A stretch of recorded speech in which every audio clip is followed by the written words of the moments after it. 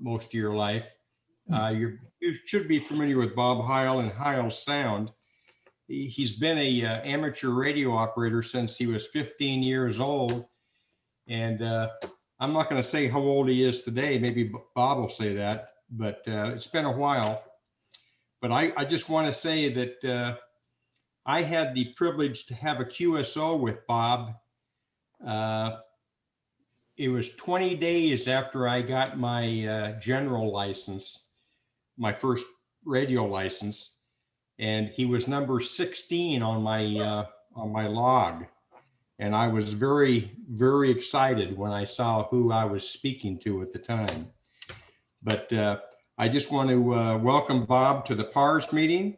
And also, I didn't ask you ahead of time, Bob, but we would like to record this meeting if you're okay with that, so that we can have it available to the members that weren't able to be present with us today.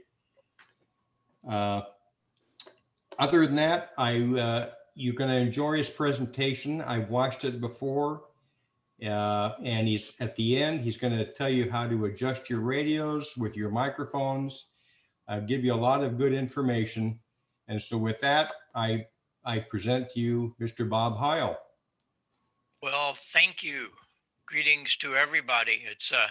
It's always great to be in front of a club. I love doing club meetings. I've been doing them for many decades, actually. I'm up around 65 years being a ham, and it's been everything for me, including my college education. But yeah, you're certainly welcome to record. Everything okay here? We ready to go? Audio, video come through okay on Zoom? You got to readjust your camera or get in the lower camera, Bob. All we can see is the shack equipment right now and just the top of your head. Oh, what's going on? Come on, my switcher here. There it went. Okay. Oh, there you go. Gracious. Okay. We'll kick it off here. But I really appreciate you having me. We're in Belleville, Illinois. That's just across the river from St. Louis. I'm about, maybe 15 miles or so east of the Great Arch of downtown St. Louis. So that's the story here. I'm going to start this with a little history of where I came from and how I got into ham radio. I forgot to ask, how much time do we have, Bruce? You have as much time as you'd like, Bob. Okay. All right. We'll try to keep it a little short, but I like to do a lot of the things that are really quite helpful. So let's get going here. I call it the science of audio, but we cover a lot of things here. But first, I'll give you a little history of where I came from. I started in 1950. I was 10 years old. By the way, somebody asked how I'm 80 years old. I know I look like I'm 50, but I act like I'm 12. That's what I get for running around with some of my rock and roll friends I get. But my parents bought me a B3 in 1952. Hammond organ. I just took to that like crazy. 2 years later, I taught myself by listening to George Wright records, by the way, and I got a job making a lot of money. It was quite surprising that we could do this, man. So I knew where I was going. 2 years later from that, I ended up as a substitute organist at the Fox Theater in St. Louis. Now, why I bring this to you, it's very important to all of us because that is where I learned to listen. And what I mean by that, everybody hears. We just hear what's going on. Listening is a mental process. And you see those pipes that I was standing behind as a later photograph there. But each one of those trumpets you see, they have to be tuned and voiced. Tuning's not a problem. Anybody can tune the octaves. But voicing, one can't be muffled. The next one can't be shrill. They all have to have the same level. And you, as the voicer, pick out what you want to do, but they all have to be the same. Hearing is a physical process. Listening is a mental process, dissecting all of the things you hear, and it's so valuable in amateur radio. You must be able to listen. 1956, I got a license, and one of my high school chums got a license. Oh, that'd be kind of fun. And I have to tell you that Harvey Wells you see there is still with me. It's right there. I use it every weekday morning on 3885. I'm a big AM nut, as you can see. That 20A, I've had that all these years. We'll see that later on. I just love all this old stuff, and I love building it. You'll notice in the lower left corner, you can just see a corner of it, a little blue box that I had built with a meter. That was a 2E26. I'd only been maybe, I think it was only like 6 months, and I was building. I just love it, and I continued to build. But that was my foundation, a ham radio, and it's still going. Original tubes, by the way. One day I'm listening around on 6 meters because I was a technician for 17 years. I didn't need to listen on the lower frequencies because 6 meters was open constantly. And I have to tell you that I'm very disgusted with 6 meters because it now is a contest band. You cannot have a conversation. You can't ask what kind of rig are you using, what you do for an antenna, how many kids do you have, forget it. It's like, yeah, what's your do what? What's your grid square? What? Once they get your grid square, they're gone. You cannot have a conversation, and it's sickening. And the band's not open very much, so I took down all my 6 meter stuff. Rather sad because I was a real monster on 6 meters. I listened around. I'd only been on about 2 weeks, and I heard this ridiculous signal. It was so bad. What is wrong with this guy's audio? And I heard him on the next night, about the same frequency on my SX99. What is going on here? And I was playing around with all the buttons. What did I know? I didn't know what was going. I hit the BFO button, and bingo, out comes this voice. And I started to, hey, that's that single sideband stuff I've been reading about in QST. Aha. Well, I got enough nerve to call him, and he came back to me, and we started a lifetime friendship. It was K0DGE. Larry Burroughs. He was about 50 miles from me. I was in Marissa, Illinois, where I grew up. And every night I talked to Larry. He was building the single sideband transmitter. Little did I know, it was one of probably two or three. Nobody was on 6 meter sideband in 1956. He was. So we'd talk, and I got to know him pretty well over the next month. I told him I'd come into the Fox Theater and I play the organ there. I play for 8 minutes, and then I have to, they do the movie, and I have a couple of hours. He said, come and see me. So he gave me the address, and I roll up in front of KMOX radio. That's the fascinating thing of ham radio. You never know who you're talking to on the other end. And he was the chief engineer of CBS. And I said, would you build me one of those single sideband transmitters? No, I can't do that. I'm thinking, wow, you built yours. Why can't you build mine? He said, but I'm going to teach you how. And he did. We started off, I understand I'd only been a couple of months into ham radio. We built a Central Electronics 10B, and I had so much fun putting it together. I thought this was just the greatest. It was plug-in coils, and he said, don't plug in any of the coils. We're going to make our own. And he taught me how to use a grid dip meter and tune up the coil that we needed for 6 meters, 50 megacycles. And then from there, it's like, well, okay, we're on 14. How do you get to there? He taught me how to use a Greenlee punch and build a 6U8 36 megacycle oscillator. And away we went. I was on 6 meter sideband. there's a station, and a couple years later, it grew quickly, as you can see down in the left corner of that picture is my 6 meter sideband rig, and I built that Heathkit Seneca, and just I went nuts. When the NC 300 came out, well, I had to have the Dream receiver, and I guess the good part of all this was I was a young kid, yes, but I was making a lot of money at the Fox and other things I was doing with the organ. I barely went to high school. The required number of days, I barely got through, but I got through, but that was about it. Didn't need it. But I was an antenna freak. My loving parents, they were just something else from buying that high dollar B3 to, and they were just wonderful to me. However, I was making my way, and I put up a 110-foot roan. Had some help. Motorola dealer down the road helped me, and other AMs came to put this up. That's a that's a Telerex spiral array on 6 meters, and up above it was a pair of stacked J beams.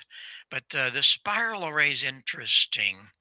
When your signal leaves your antenna, it doesn't stay in the plane it left. It's changing all the time. And they figured maybe this will help. And it did. The QSB was minimal. And I don't know whatever happened to that, but man, I loved it. So we kept going. 1959, I built a 6 and 2 Thunderbolt. So now I had over a kilowatt of single sideband on 6 and 2 meters. It's like, whoa. And I just, worked WAS, just no time, and just had so many contacts. And it was all because it was rare, and we were having fun. I get a call one day in 1959 from Bob Drake of the Drake Company. He said, "Are you the guy that's got that kilowatt on single sideband 6 meters?" I said, "Yes, sir.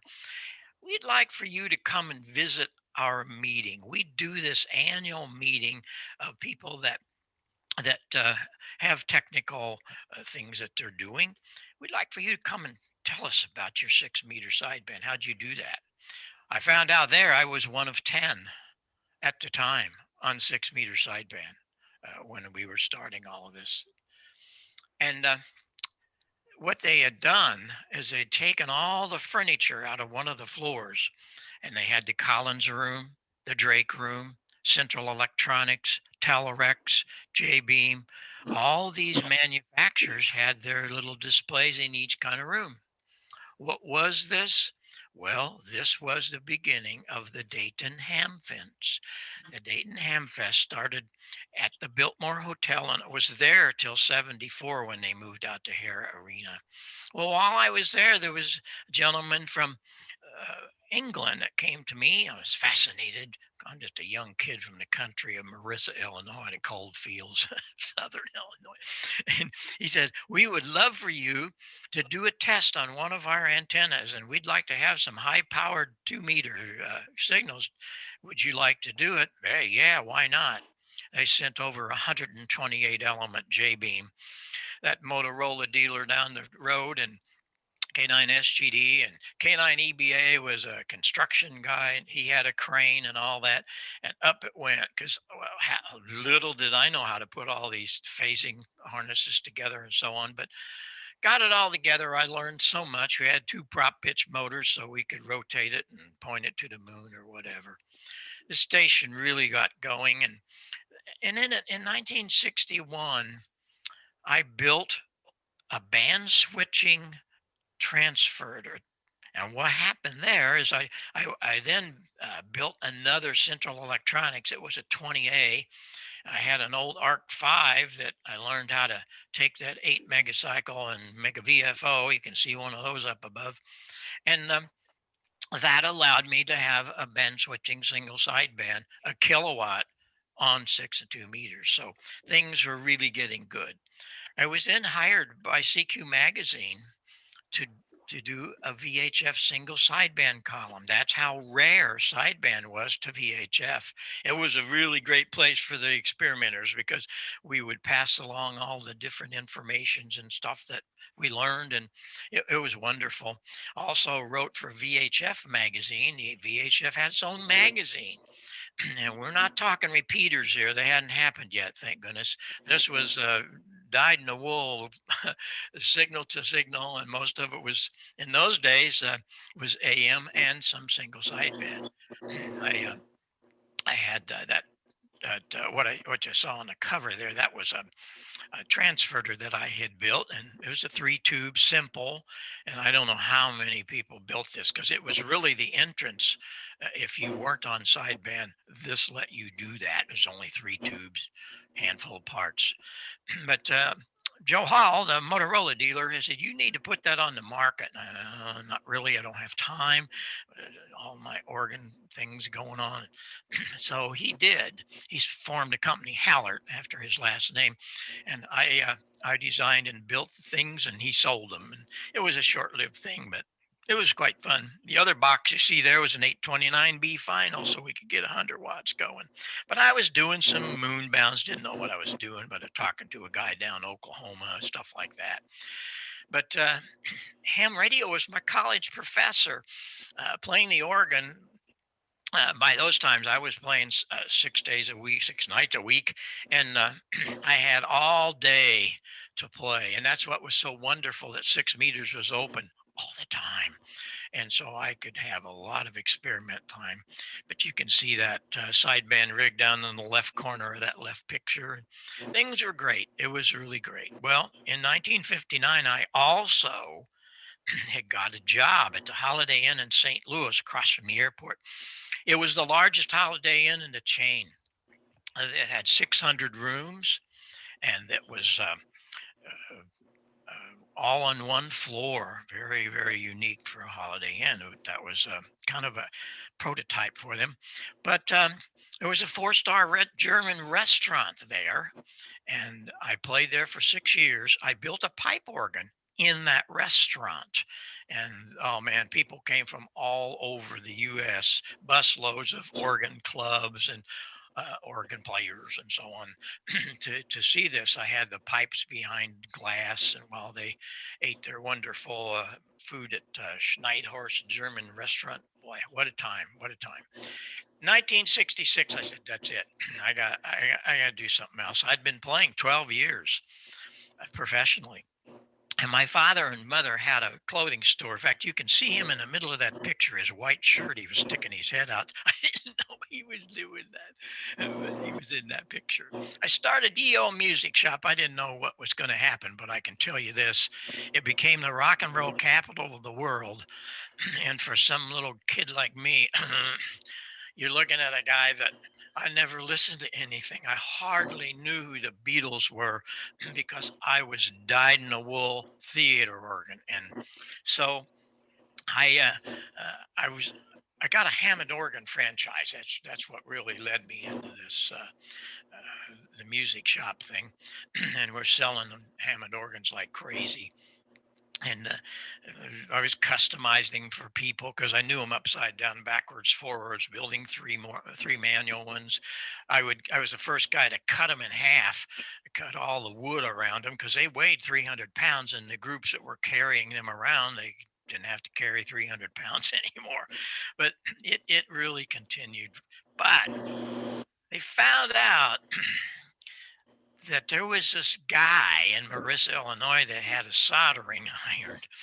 And I started working with local bands. I would rent Hammond organs to some of the arenas and the concert halls, but they didn't have any sound systems. Had little bitty 4 foot columns to fill 19,000 people. That didn't work very well. That's all they had. So I started building sound systems. Hello, ham radio. Thank you very much. I acquired those large cabinets that the guys are standing on from the Fox. They were throwing those out. Those are Olson bins, we call them, built in 1933 by Western Electric. they were amazing, down to easily 15 cycles, really big stuff. And so I used those as the foundation of my big sound systems. Electro Voice brought out the Patrician. That was a hi-fi cabinet and had that 30-inch in it. So I bought a 30-inch. That was really a big deal because all the bands that would come to town, it got a lot of prominence in all the magazines and so on. And all these rock guys would want to borrow it or rent it. And so I had my Yeo music plastered on it. And that really was the success of that store. It became so valuable to all of the, the rockers because, wow, they had big sound. And that was, I guess, one of the leading things that I could help them. And so away we went. I got had my soldering iron with me all the time. But I have to tell you, you're looking at a guy that's never tasted beer. I've never smoked a cigarette, for gosh sakes, none of their drugs. So that part of it they could do on the outside. But when they came to me, they respected my soldering iron and what I could do for them. So it was a different world for me to step into, but I loved it because I was helping them and helping people like this in the beginning. Back in 1968, I started doing a bunch of country acts that would come into St. Louis to the 19,000 seat arena that d- they wouldn't have any kind of PA. They had little columns hung on the wall. That was crazy, and it really happened big time. Well, I got a call from the Fox one day. Hadn't seen George Bales in a while. He was the stage manager. He said, "You still got those speakers that I gave you?" I said, "I do." He said, "Talk to this guy." Well, this guy was Jerry Garcia. And if any of you know the history, the Grateful Dead, they were kind of the instigators of the thing called the LSD. Their sound man really was the guy that invented it, Owsley, Stanley Owsley. Well, he was on probation out of the state of California, and they were going to sneak in this little tour from New Orleans up to St. Louis out to New Jersey. The FBI learned about it. And so the FBI and the DEA, they go get a back seat in the warehouse concert hall in New Orleans. And when the show was over, the band comes on to St. Louis. Well, of course, they didn't have cell phones, so they came on normally. And Owsley had to load the truck and all that stuff. Well, when he padlocked the back door of the truck, they padlocked him away they went. When the band gets to the Fox at 4 o'clock and the next day, there was no PA. What happened to the equipment? What happened to Owsley? They call back to California, find out, oh, he's in jail. Thank you. So they had, I talked to Jerry. I told him I had Macintosh amps and all the kind of thing. Wow, you have I never will forget. You got Macintosh amps? Yes, I do. We went, set all these things up. This was just a small portion of the inner side. The big stuff was on the outside of all that. I didn't know what was in front of me here, but I can tell you that it became something very special. There was a journalist there, and he wrote an article called "The Night Rock and Roll Sound Was Born." You can research it. It's you go to Google, you can find it. The night rock and roll sound was born, February the 2nd, 1970. And we went crazy from there. Everybody was calling me because that article ended up in Billboard magazine. And the phone was really ringing from all of these greats that I had heard about by that time. And so off we went. And a picture of Jeff Beck that was in a rehearsal hall in England that we had put together because we started doing a lot of English bands. That humble pie picture, that's Peter Frampton sitting to the left side of that. Just on and on and on. And I was the first guy, you understand, I was a straight guy, but they would come and they'd have their guitar amps in a Volkswagen van. Another try to put the lighting in a pickup truck, and it was a fiasco because they never would arrive at the same time. Some didn't arrive at all. So anyway, I said, enough of this. So I got an old Greyhound bus and we built 11 beds in that so we could sleep 11 guys on the road. I'd really cut down on my Holiday Inn expenses. But we were the first guys to do semis. How wonderful that was because we all got there at the same time. We carried the lighting, the sound, the guitar amps, everything. They only brought their guitars. So it really got going. It was a tour. I did their very first tour, and this was the first date. And you can see I had to really put this system together quickly. It was still plywood, and I didn't have time to cover it. We usually had Tolex covering to protect the wood. Nobody ever guesses who this is because this is ZZ Top without beards. We became very good friends and still are. I love Billy Gibbons and the guys. They're so well read. They're very, very intelligent. Billy is very soft spoken. I know you don't think about that, but these guys are something. We got another phone call. Guy said, you the guy that's got that big PA, right? I said, yes, sir. He said, well, we need it in Boston tomorrow. I said, that's not possible. What do you mean it's not possible? I said, well, that system is in Chicago. My guys are there doing Chaka Khan and regular contract. He said, well, do something about it. I have to have you in Boston like tomorrow. I said, well, that's not possible. So I figured, okay. If I found a guy to cover the dates up there, how am I going to get this 40-foot semi to Boston overnight? That can't happen. He said, sure it is. I said, well, no, wait a minute. Well, who are you? He said, I'm the Who. I'm going, oh, wait a minute. So anyway, it was Pete Rudge, who was the road manager for the Who, and they had big problems. They came over here and they hadn't been here in 4 years. And I guess I had a lot to do with this problem because in those 4 years, the PA systems became huge. And they really wrecked the first date on that tour. The media slammed them. They were ready to go back home. They really were. The managers, if he didn't put Boston together, they were going back home. So away we went, and the guys went to. He said, "Oh, I said, how are we going to do this?" He said, "You go to the airport and get a Flying Tigers airplane. They'll fly your semi up there." So that's exactly what happened. We did. It was another historic event that started kind of the second career of the Who because they'd been off the road a while, and Pete was writing some incredible music, and so we were a big part of that. But then Pete called me after that 2 years.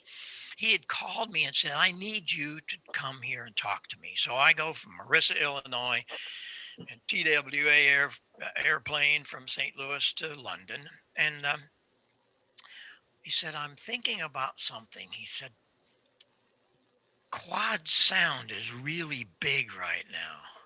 He said, "You think you could build a PA that we could move Roger's voice around the hall?" Yeah, no wasn't in my vocabulary, man. I love doing stuff like this. That picture that you're seeing, that montage there, is a studio that was up above his home on the Thames River. An amazing array of synthesizers. And for 1973, that was something special. But here's an interesting part. You see that red chair he's leaning on? In front of that is a Lowry home organ, a little $900 home organ. And he coupled it up on the right side upper. He coupled that up with a synthesizer. And this is what he came up with. And I'm sure you recognize it. It was the introduction to their signature song, Baba O'Reilly. And I, I was just I was just mesmerized by all this.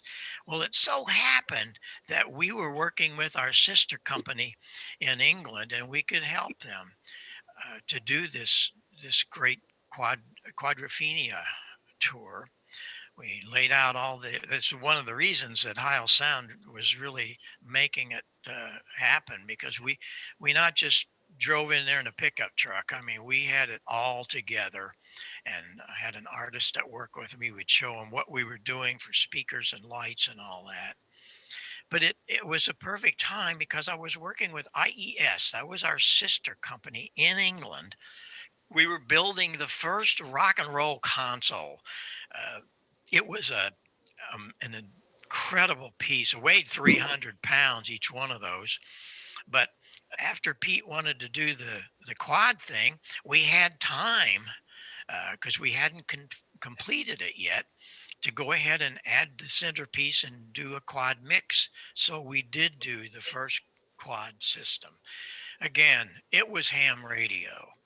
But here's a piece of history. You might all know about this, but now you're going to actually see and I, gue- I guess you can enjoy this. Keith Moon was a nut. Have me back sometime. I'll give you an hour on Keith Moon. He was nuts. He really was. But anyway, he was an incredible drummer. I would stand behind him. My place in all of this was I was right behind him, and that's where Townsend's amps were. And if anything went wrong, I was there. But well, we had 11 or 12 people out doing the mixer and stuff. But anyway, Keith, on the opening night of Quadrophenia, we'd been working for this for so long. We were at the Cow Palace, and right in the middle of the concert, he collapses on his drums. Really? Yes. And this is what happened. That's me carrying this little body of whatever. He was an exciting dude. So, what are we going to do?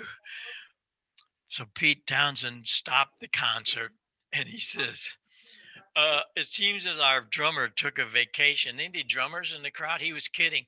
Some guy comes flying up on this stage. We figured somebody had to throw him up there because it was most of these stages are all 10 foot high so that the people can't just jump on the stage. And he comes rolling up on the stage, jumped on the drums, and was playing every lick. If you didn't look at him, you wouldn't think it was Moon. And the concert ended, and he jumped back in the crowd, and that was it. He could have been a very, very famous person, but he elected not to. Well, it was the end of all this. I received a gold record from these guys. I was very, come on here. I was very, very honored by that. That's one side of that Boston system. I was the largest Sun amplifier dealer in the country, and they didn't have a PA, but they had the best darn guitar amp. It was a Dynakit. Remember Dynakit amps? They had Sun had taken a Dynakit and built a guitar amp around it, and then they of course built thousands of them. But that was their prototype. But that's Bobby Pridden, the sound man for the Who. They gave me a gold record for that. All experience, but it was wonderful. But one of the things that led our company to be so forward with all of this was monitors. And it was all because of ham radio. What's that got to do with monitors? You see John Entwistle standing in front of all that wall of monitors. He was only, what, 6 or 8 feet from them? Well, how come they didn't feed back? Because of phasing, my favorite subject. And so we really, really got going on this stuff. It's like I think I've unopened something here that should really be made quite public, and it was. We started building all kinds of stuff. I opened up a plant in Marissa. My brother-in-law was doing the wood shop. We had a fiberglass shop. Had 35 people building all our amplifiers. I had designed speakers and had fiberglass fronts in them, and just crazy stuff. And those are talk boxes down there. We'll talk about that in a little bit. But all of this was happening really fast. We were building large arena systems. That's Jeff Beck's system in the lower right. He wanted a system that could roll around and wouldn't take much setup time, and it didn't because all the speakers and stuff were together. But we also got called to do a lot of festivals.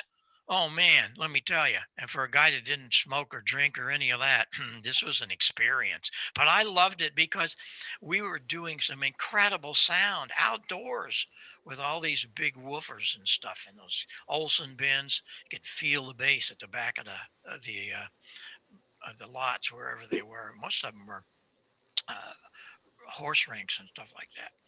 A lot of good stuff. And of course, there was a lot of this. It's like, oh, you got to be kidding me. I actually wrote the book. So many people would come to me and say, what'd you learn? How'd you do this? Well, most of it was theory that I learned from ham radio. And I wrote the book. It's still out there. It became the Bible for so many live sound engineers. And it was just stuff that I'd learned and having fun. So we continue to do that. One of our early tours was the James Gang with Joe Walsh. We found out we were hams on about the second date. He had a project for me. And that project was, Rocky Mountain Way. He went to Nashville, and Dottie and Bill West had given him this little box they built, had a little speaker in it, and a little hose coming of it, put in your mouth, and you could make the steel guitar talk. So I want to do that because he recorded Rocky Mountain Way, which really has become his signature song. How are you going to do this live? Certainly want to be that little box. So we had learned from 1939, another ham, W6UK. I used to talk to him every noon on 20 meters. I finally did get a general license in 76 and started opening up the ham radio world. But he had a thing he had done with his wife. He married one of the King family, and he took this little guy. Remember these things? These were the microphones that World War II pilots would use. They were little carbon elements. They put them on their throat because the microphone was too loud in the cockpit. And then that was their microphone. They'd plug this into the mic input, and away he went. Alvino, being a ham, did it backwards. He plugged the output of his guitar amp into here. And so when he'd play the guitar and she would sing, she had a microphone behind a curtain. And when she'd sing, it sounded like her voice was a guitar singing. And it really hit a big deal in 1939. And then you fast forward that to Pete Drake, who had the studio in Nashville, where Bill and Dottie and Joe recorded Rocky Mountain.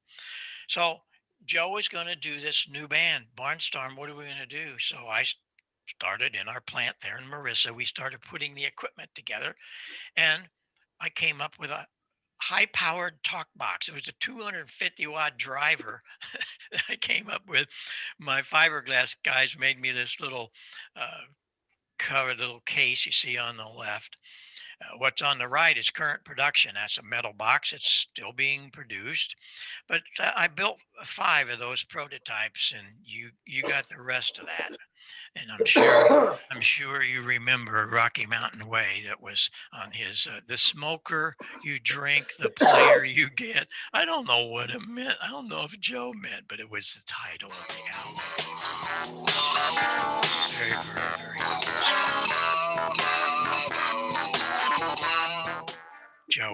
Joe was an amazing guy. We had so much fun.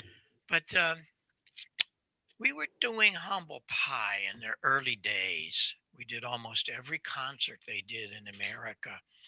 And Peter Frampton was the guitarist there. And the management pulled him out and made a solo act. And so they came to me, the management said, you need to build a PA just for Peter and all this. Okay, I did. But he had played in that studio with George Harrison, All Things Past. He was only like 17 years old, I think, when that happened. And he saw that little box, and they didn't use it then, but Pete Drake had it.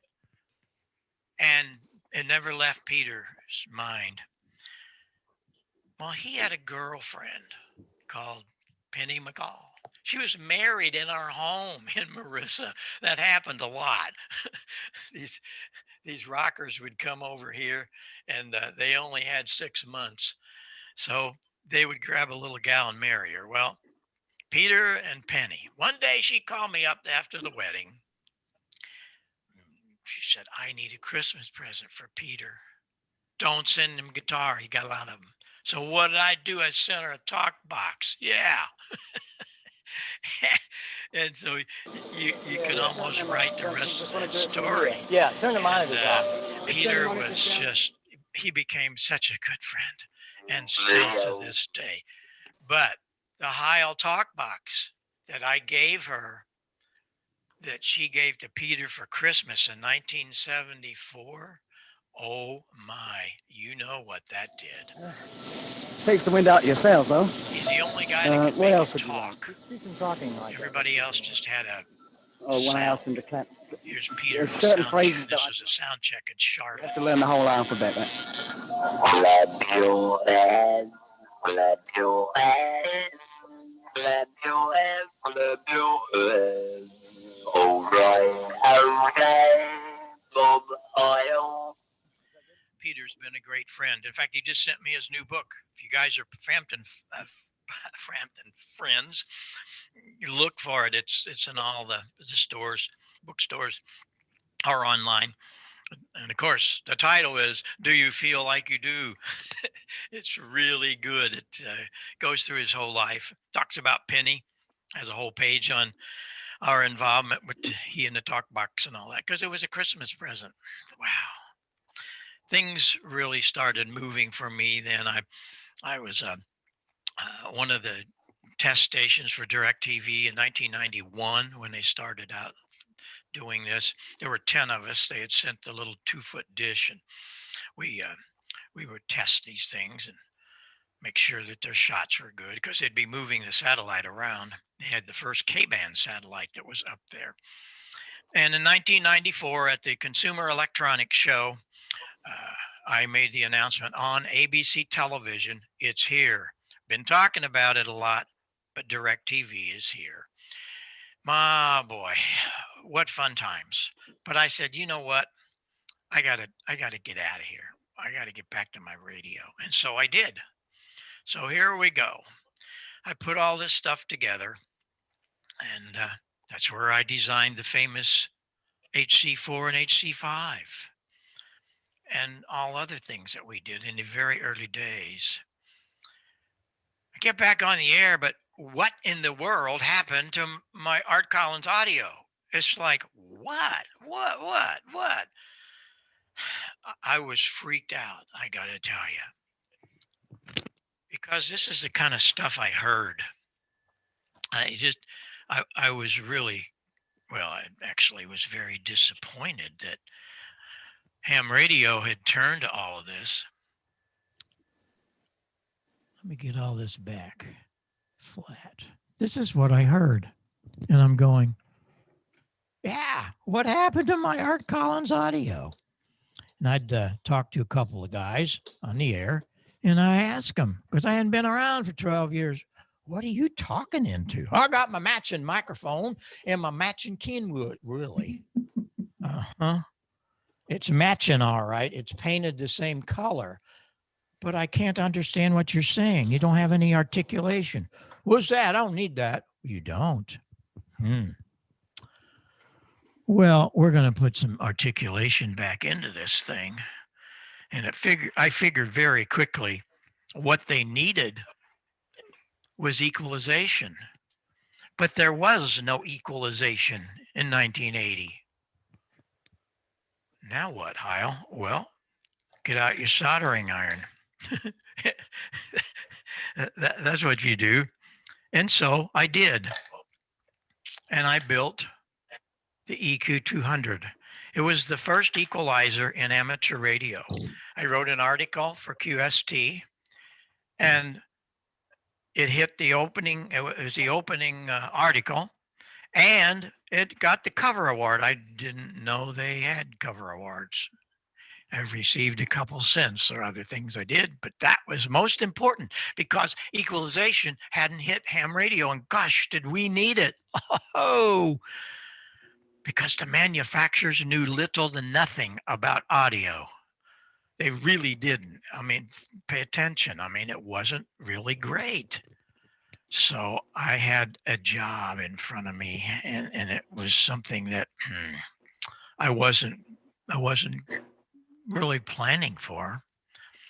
But I'd go back to the day when I got a call from Paul Klipsch, the father of hi-fi, the father of the folded horn. What you see there is his K horn, which was really something.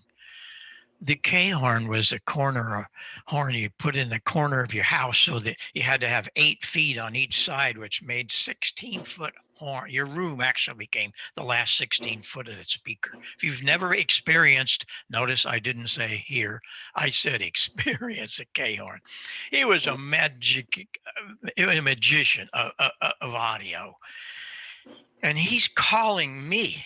And he said, "You the guy that's got that big PA?" And I said, "Yes, sir." He said, "I got to come and see this." And so he did. Then he flew his plane up to Marissa, Illinois. And we had a great day. I figured he was going to cut me off at the knees, but no. It was like, "Why did you do that? How come you did this?" It was amazing. And he flew me back down to his home in Hope, Arkansas. The next day, oh, that was a college education in one day. He had an old, it was an original telephone exchange building in Hope. They had vacated it, and that was his museum today. But in those days, it was his laboratory. I learned so much. Now, it wasn't everything in one day, but boy, he was pointing me to things. And what he was pointing to was this. Please pay attention to this. This is where things get really good and why I'm really here. Paul guided me to the study of Bell Labs. That was the idea factory of the 1920s. Bell Labs was the consolidation of AT&T and Western Electric, which was the manufacturing arm of the Bell system. They had 4,000 scientists. You didn't read that wrong. You didn't hear me wrong. It's 4,000 scientists and engineers assigned to this newly created Bell Telephone Labs that were fully dedicated to researching how our ears worked and what frequencies were most important to understand the spoken word. Why did they do that? Well, they put the telephone system together in 1920, in the early 20s. And when they put it together, they ran 2 wires from the East Coast to the West Coast. And check this out, every 50 miles across America were relay stations, kept the voltage up, kept the frequencies up. Everything was cool. And when they got to the other end of the line and turned the first telephone system on, this is what they heard. What? What happened? What happened? It's all linear. There's got to be something wrong. And so they put those 4,000 scientists to work to discover what was wrong. What is wrong? What was wrong was our ears. Dr. Fletcher and Dr. Munchin of that team took it on, and this is what they discovered. Our ears are certainly not flat. And you will notice the louder you listen, the flatter it is. That's why kids like to listen to music loud, because they hear all the cymbals, all the mid-range, all the low end. But down here at 20, 30 dB where we're listening today, so you have to equalize. And so I'm going, wait a minute. This is the answer. I built this and did the article so that you could build it. Well, that backfired on me. I had closed that plant where we were building all these monster PA systems and amplifiers and things. Well, I had to call a few of my really great solder gals back, and we started building the EQ 200, built thousands of them, some still out there. But what really happened with it was in 1999, I get a letter from Dr. Inouye Communications, ICOM.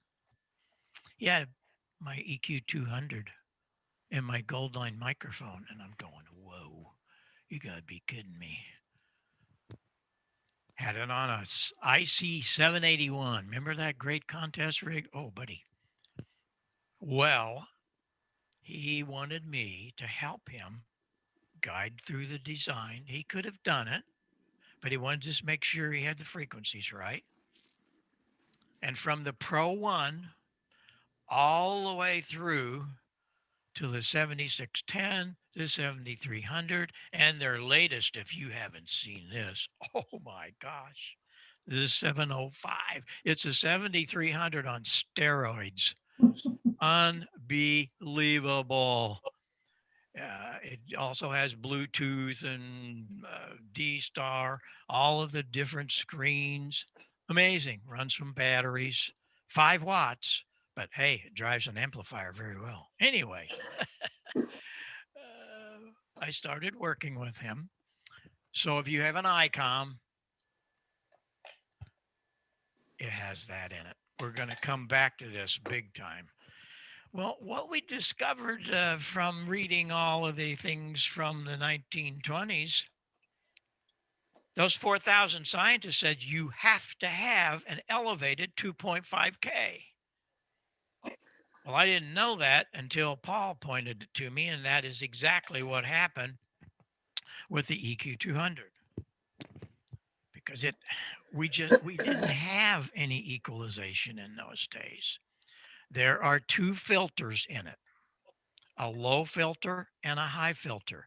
All you can do is boost or notch that frequency. But I selected those frequencies after all of the studies that I was reading and learned through Paul Klipsch, and of course, those wonderful scientists. We must have 2.5K elevated. Just very, very simple. And when I first came up with the equalizer, a lot of guys, I was on the air a lot. I still am. And these guys are, I don't need no darn EQ. I get out of there. I don't need it. Well, yeah, that's why I couldn't understand him. And so it finally made it when ICOM came into scene, because we were pretty much the innovators of equalization in ham radio with the EQ 200. But it was trying to get guys to understand how important that is. You had to roll everything off under 100 cycles. We didn't need any of that. There is no help under 100 cycles. And so you had to think about it. You had to adjust things properly.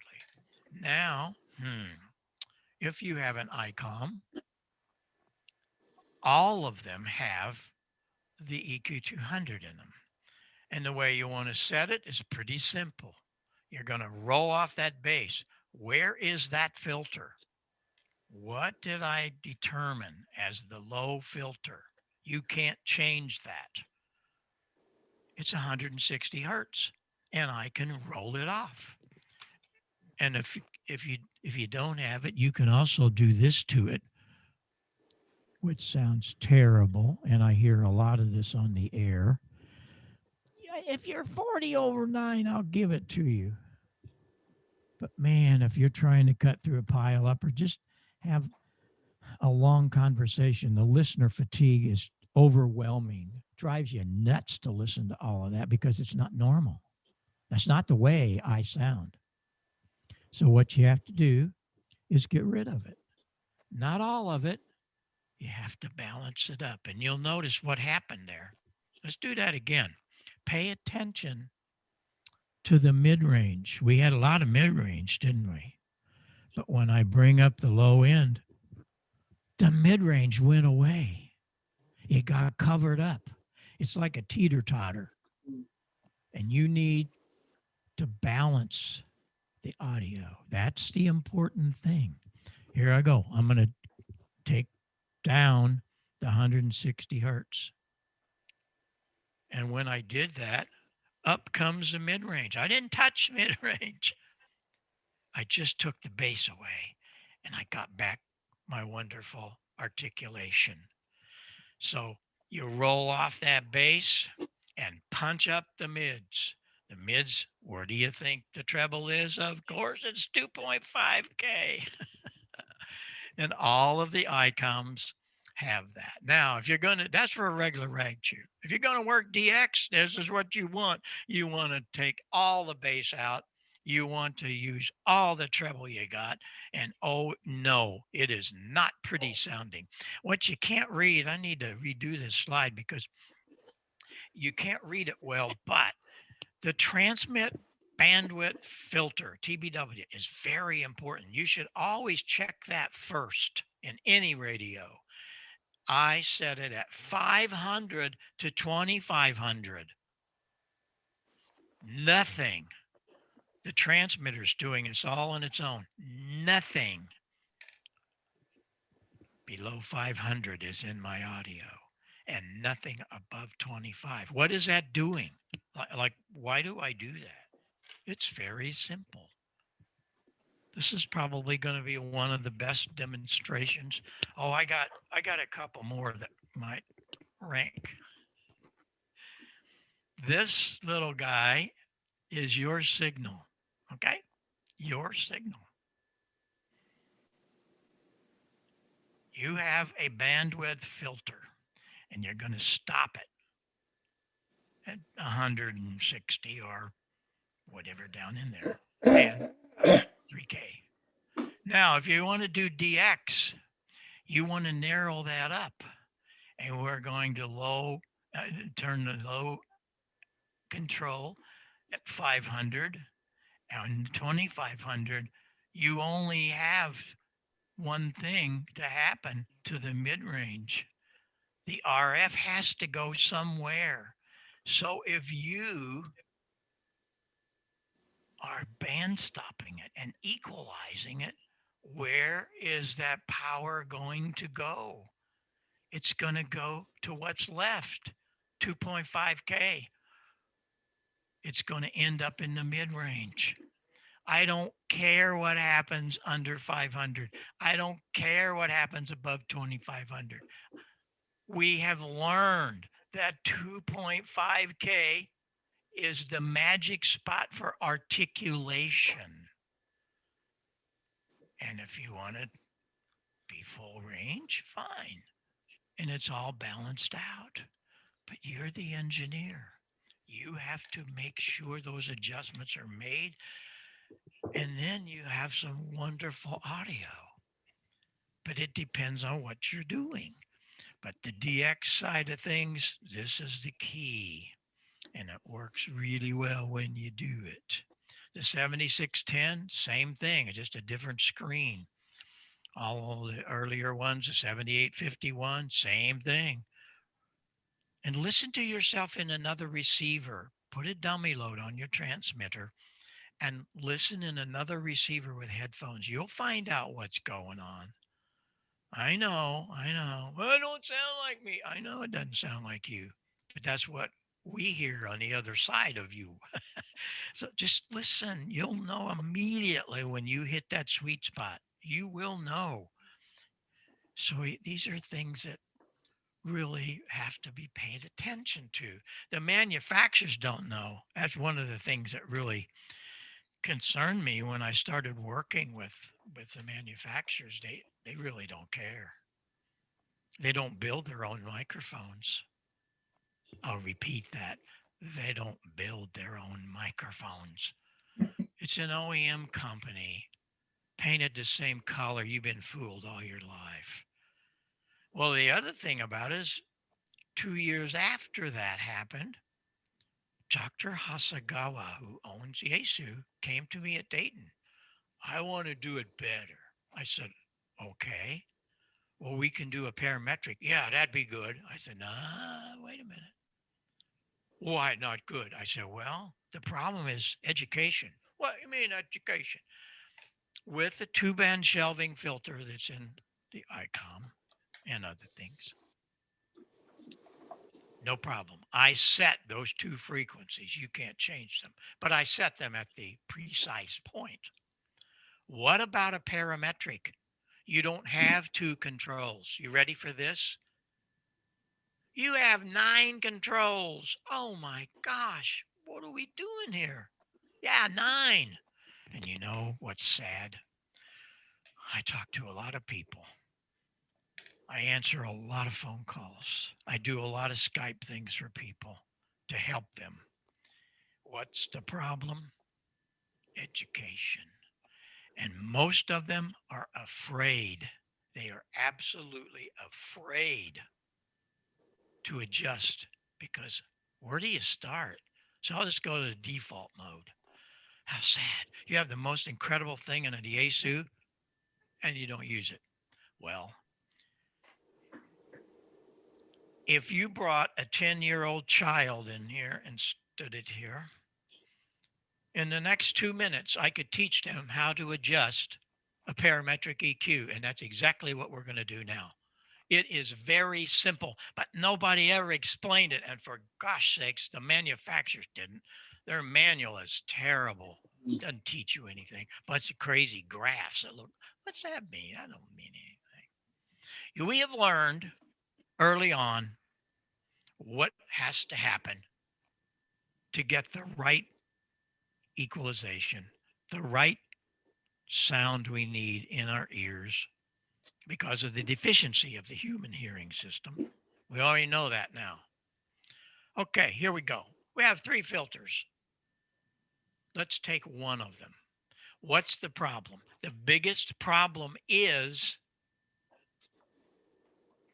knowing where to set it. Okay, what we're going to do is we're going to set this one, the first filter at 160 cycles. So we'll dial up 160.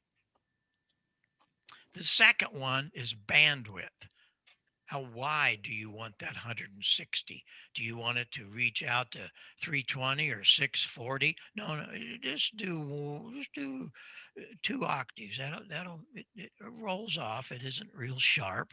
It rolls off nicely. So we're going to do 2 octaves.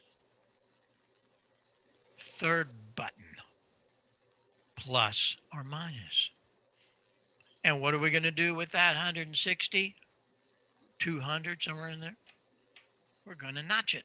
How far you notch it? Aha, that's why you need to really kind of listen to yourself in another receiver. You can use a monitor, but that sometimes isn't actual, but it helps. It's something if you don't have another receiver. So we can set it like, say we set it at 200 hertz. 2 octaves minus 3 dB. Okay, was that hard? No. Now we go to this second filter. Remember, there's 3 filters. Where are we going to put the second one? There's a thing that happens with the human hearing, and I don't know what it is. Somewhere around 900 to 1200 hertz is a boxy sound, just a boxy sound. And you want to get rid of it. See, that's where listening is so important. We talked about it at the beginning. Listening is a mental thing. You really got to close your eyes and dive into it. So we're going to set it at 900. We're going to notch it about 3 dB, 2 octaves. So now we have 2 of our 3 filters. And now comes the third filter, and you're probably ahead of me. You know where we're going to set it. 2.5K. I'm going to set that at plus 8 dB. And there they are. That's how you set up a Yaesu. All of them. All of them from the 9000. Remember that great transceiver? It's the best one ever. All the way through to the new 101. Yes, all of the assignment numbers over on the extreme left side. You can't see that very well. I took a screenshot off of their screen. It didn't come out well, but you can understand what's going on. Those they have numbers, and you don't care what the number is. You got three filters, and there's what you do with the frequency, level, width, frequency, level, width, frequency, level, width. You set it up, and you'll be good shape. All of the Asus. And all of this is on our page, heilsound.com. If you've never spent any time, you might want to do that. There's about 50 pages to this subject. All things Yaesu, all things ICOM, all things Kenwood, all things Ellsworth, and so on and so on. And it's not just this, there's a lot of other things that happen. So you want to check that out.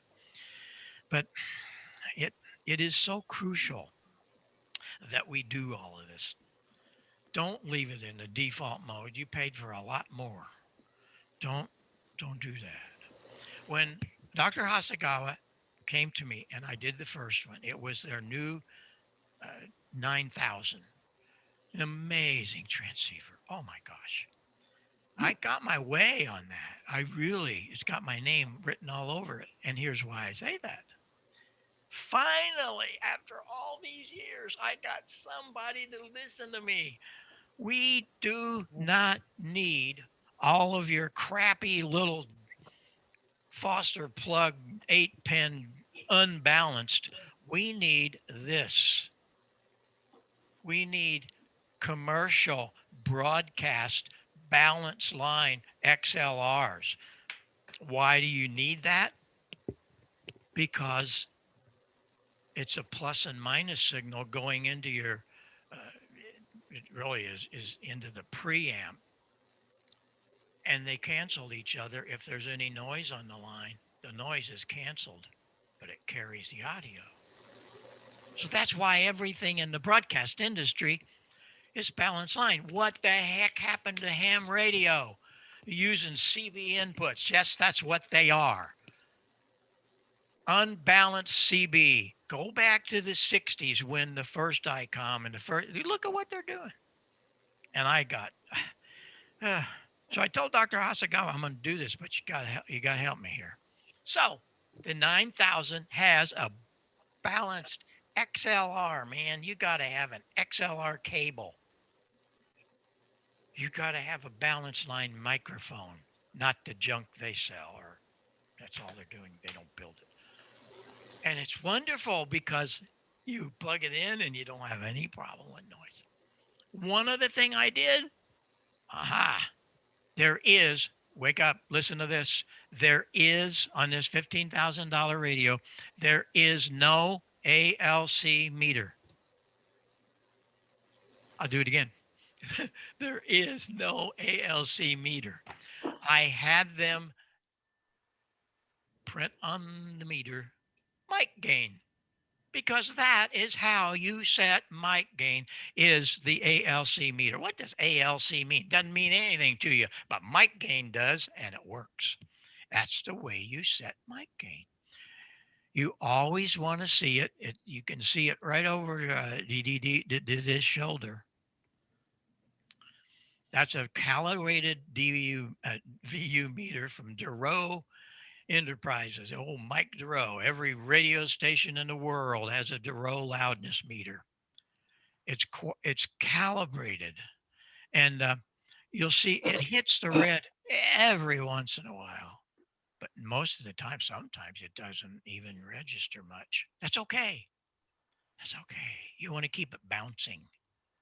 That's how you set mic gain. ALC meter. And if you're fortunate enough to have an FT9000, oh man, it's fantastic. But then you got to think about, well, wait a minute. What do we do with that? Well, we use a microphone into it. Well, how do you use a microphone? Well, you dummy, Heil. You're just talking it. Yeah, But there's an importance of how to address a microphone. First of all, you must understand we're getting into the science of this stuff. This is not Bob Heil just mouthing off. This is all science. If you double the distance from the source, your mouth, every time you double it, you lose 6 dB. Now think about this. If you double your power, if you're running 500 watts and you go by a kilowatt, you only gain 3 dB, and the human ear can't detect 3 dB. You really can't. So take that $2,000 that you were going to build that amplifier and give it to your wife. She can buy some purchase and shoes. I'll tell you what, I'll give you more good than that amplifier. Trust me, I know. Anyway, listen. Now watch and listen. Remember we talked about listening.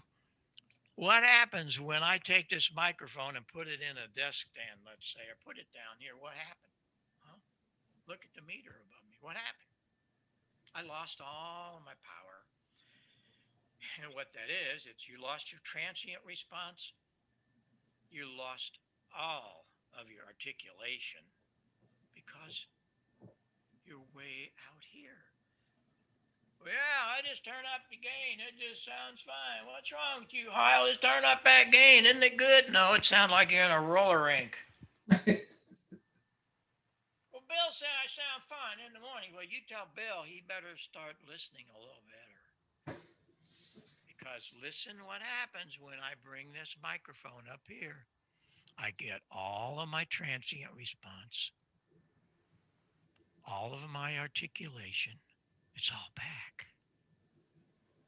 You never, ever want to be more than 2 inches from a microphone, ever.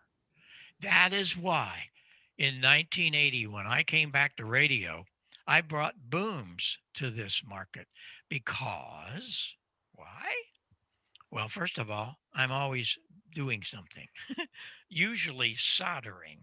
So I had to have hands free with a foot switch. That's why we build switches. It's for me, and I'm sharing it with you, really.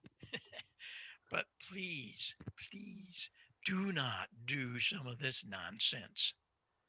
I know we build really good, wonderful stands for your desk, and they're pretty cool, by the way. Push to talk, it even lights up when you do that. But make sure you get up on that microphone. Otherwise, you've lost all of your transient response, and it doesn't work. The other thing you have a problem with is plosives. Every human being is different about plosives. Some sounds that come from your mouth, they come in a burst of wind. And these plosives form really loud consonants. So when you talk in the microphone, you're driving air into it. And the diaphragm actually hits the voice coil. And that's what causes the pops. And you really want to take a lot of attention to this now. The fix is this guy. You see, it did not change my audio. I hear guys on the air every once in a while. Take off that stupid muff. It just makes you sound muffled. No, it doesn't. If it's right. What we build, and in the professional world, they're acoustically transparent. And when you pay $1.25 at Walmart or wherever, they're not. They're just a piece of foam. Well, might as well put your sock over it. Really, don't do that. They have to be acoustically transparent. These are. And they come with the microphones. But please use them because that helps a lot. And also, don't speak right into it. Do the microphone off to the side because that really will help you. And one of the things we did some years back, my good buddy Joe Walsh, sitting at his kitchen table said, "You need to build me a better microphone." I said, "Why?"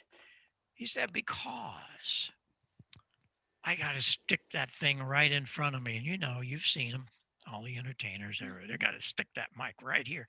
Why? Because they can't move off. So he said, "You build me a microphone that you can." Well, you can. I have an Omni front on them. It's not an Omni microphone. It's an Omni front. Huh. He wanted some other things done. So he said, "Why don't you build me a really good one?" So I did. Going to unplug this. And here's what we did. We came up with a microphone that had some very interesting things going on inside. First of all, we were the first to build a large diaphragm that works. Dynamic microphone with everything out there. I don't care who it is. Go check it out. All these ball mics and things, they're a little 3/4, maybe an inch. This thing's an inch and a half. So I was able now to build it, and the way it sits in the frame, it's Omni on the front. You'll notice it's just as loud here as it is here. Look at the meter behind me. It's Omni on the front, but I certainly don't want Omni behind. It's not a true Omni, just the front, so you can move around. But then comes the good part. Joe didn't want to hear all this noise behind him. How do you do that? Well, I did it relying upon ham radio again. How many times have you heard that today? And you'll hear it more. I learn it all from ham radio. It's about phasing. And so what I did is I built a large diaphragm, and every other microphone out there have little pinholes in the side of the element, usually 4 of them, 12 o'clock, 3 o'clock, 6 o'clock, 9 o'clock. Those little pinholes aren't enough for us to capture all of the rear rejection. So I opened up the whole bottom of this large diaphragm, and anything from the back is going to be out of phase. And I set it on what I call a collection tube, and all of the lows, the mids, the highs, they all come floating up the side into the bottom of the element. Check this out. If you're not watching, please do and listen. What happens to the rear rejection? It's 40 dB down. Nobody's ever done this. You ready? It's 40 down. Oh, it's still working. But it's 40 down. I mean, look behind me. Look behind me. It's all about science. It's all about ham radio. And now, oh my goodness. Oh, I didn't expect all of this. But recording studios, Sirius Radio just dumped all their RE20s and bought 250 of these, getting ready to buy some more. It's all because of science that I've applied to these things. And how did I do it? Ham radio. I wanted to build the most excellent ham radio microphone, and I did, called the PR781. The 781 is a PR40, but I rolled the low end off. The PR40 gets down to 28 cycles. No other dynamic will do that. So we don't need that in ham radio. I built it for studios. I never realized it was going to end up in ham radio, but it is. Thousands of them out there. And then my wife, who owns Heil Sound, she says one day, "You need to build a really high quality microphone, but I don't want to see it cost much over 100 if we can do it." Well, I had been working with Chicago Fox News for an interview mic, and we built this really special element for the HM12. And so we did. We put push to talk on it. This is one incredible microphone. And it's all about, again, the element. How good is this element? Because most people, they don't realize that microphones, they really have a life, and they're all different. Let me switch this out of here, and there we go. There's there we go. There's the HM12, and the HM12. I better better turn the gain up. There we go. The HM12 is a wonderful, wonderful microphone. I love this microphone, and it doesn't cost very much, but boy, does it sound good and work good. So we're very excited about some of these things that I've come upon. And thanks to Sarah, I did that one. But so many of the things are out there now, and we're doing a lot of really cool things. But while we're talking about this whole thing of how do you, come on, how do you find some of these things? How do you learn about them? It's all through ham radio. And probably the most incredible thing that I've learned is phasing. I was intrigued when I first got into it. I would hear that phasing and say, what is that? Well, you will never forget the next 5 minutes, I guarantee you. What I'm going to do is I'm going to unplug all of this, and I'm going to plug in a Y cord. I have a Y cord. It's no special thing. So I can plug two microphones into one cable. And the reason I do that, I don't want to plug it into another channel, because some guys are probably thinking, oh, yeah, he's just doing that EQ and the other one or whatever. No. There is no game played with Bob Heil. It's all science, baby. All right, I'm going to put this down.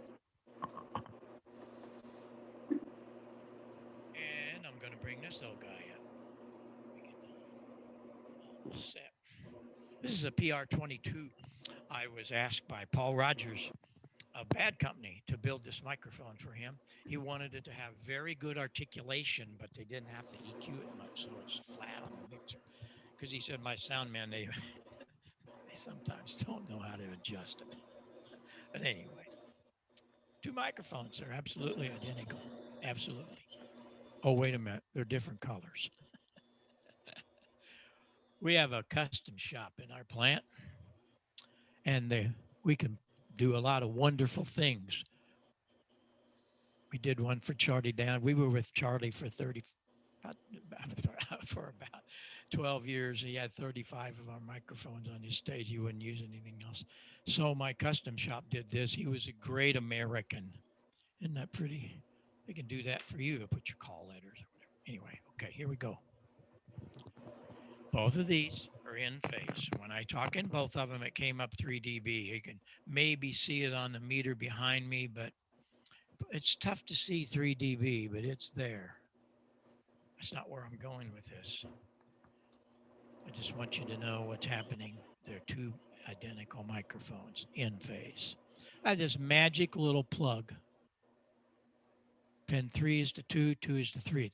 It's out of phase. So what we're going to do is plug it in to one of these microphones.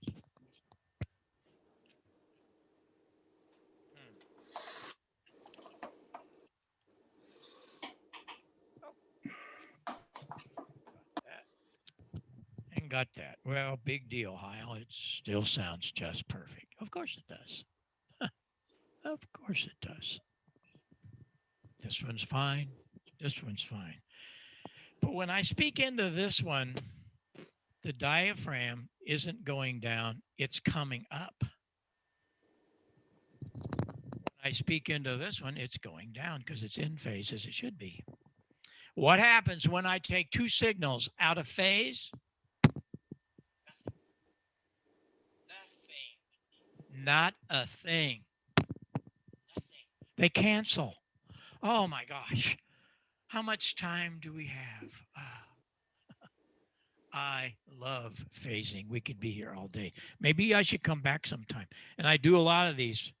We're doing a lot of these since last March. I love sharing it with the clubs.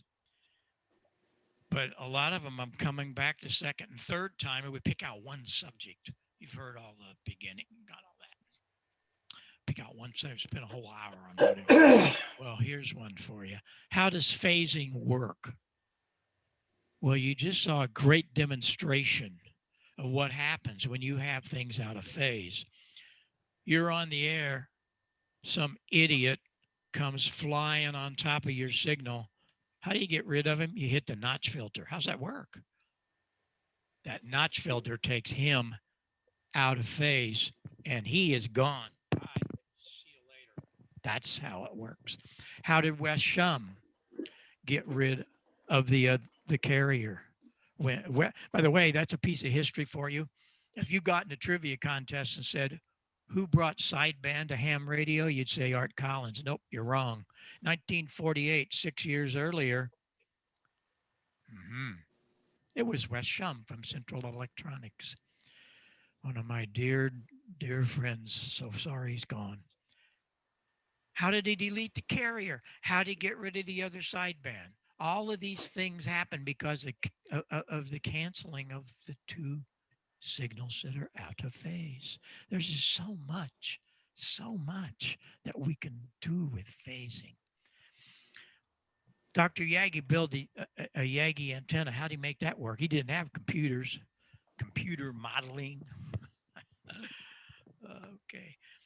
He figured out that he could make a director so big, so long, put it out so far from the driven, and he could get gain. Put one so long behind, whoa, he could reject signals, all because of phasing. Well, I'd always heard about these large contest stations that had phased arrays. That would be really cool, but I don't have that much money. Well, about 8 years ago, Sarah and I bought some property down in the Ozarks, and I was just a second place. Have 5.5 acres, and I thought, aha, I could do this. And I did. I was totally amazed how simple, how inexpensive. I think it cost me all of maybe $20 because I already had the relay. That was no big deal. Here's what happened.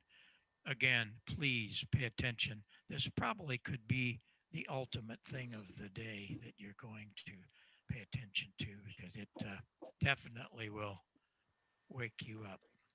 We have just completed the installation of a 75-meter phased array antenna system consisting of a pair of coaxial dipoles mounted atop a pair of 55-foot telephone poles. We put them in an inverted V fashion, and the poles are 64 foot apart. These are 500 foot from the operating position, fed with RG213.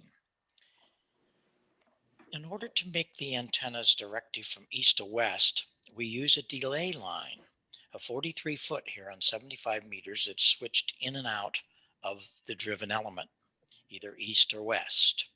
The downlead length is 126 foot. We take all of that coax, the downlead length, the 43 foot phasing delay line, and mounted them in a container, one of the plastic container boxes that we actually buried. And just the top of it shows. It's all sealed, so it's waterproof. But that's the way we get to switch all the components from 500 foot using one of the Amatron RCS 8V remote switches. It really works well. Take a listen to how we can get at least 10 to 20 dB difference east to west. Like a lot of people do. Mine's usually 3 inches or so. That's just after I get done mowing it. And I know, probably, we get a dry day. I'm gonna have to lay out there and mow. That's just all there is to it. Because if you leave it that high, when it starts growing in it all, it gets looking ragged pretty quick. So it's to that point now, and The system really performs on weak signals. Take a listen as we switch to the direction they're coming from. Also note the preamplifier makes no difference on 75 meters on this signal. The preamp will, of course, make the meter read higher, but in many cases, the preamplifier does not cause the weak signal to be more readable. Check it out. Yeah, well, I see they introduced big display on it, and I don't know if that is their form of portable, or what that is.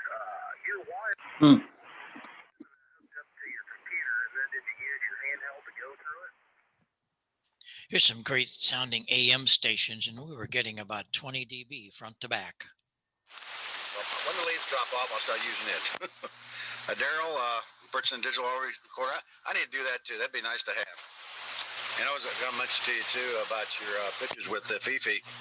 I had sent that out to a few friends, and one of my cousins have listened. All about phasing. Is that amazing? No, it's ham radio. And all it took was that phasing line. You just switch that phasing line in or out. Wonderful. I use coaxial dipoles. I love those because the coaxial dipoles don't need a tuner. I'm not a fan of tuners. If you have a resonant antenna, you don't need a tuner. That's why I like the coaxial dipoles. But anyway, it'll work with just regular pieces of wire. The switching is interesting. I used Ameritron switches. You could use anything, and you just need one relay. And the only thing I don't like about those switches, and I have a lot of them here, is I don't like rotary switches. So I went to Antique Electronic Supply down in Mesa, Arizona, and bought Les Paul guitar switches. And that switched my phased array east to west on 75. And then I also have another bunch that I switched the different antennas from the 160 to 40 meters and all that. And I have another set that I switch rigs, and it's really cool. And you can see those right here. They're all over here.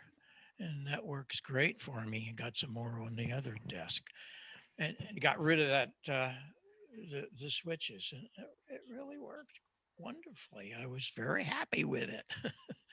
But the phased array is special, very, very special.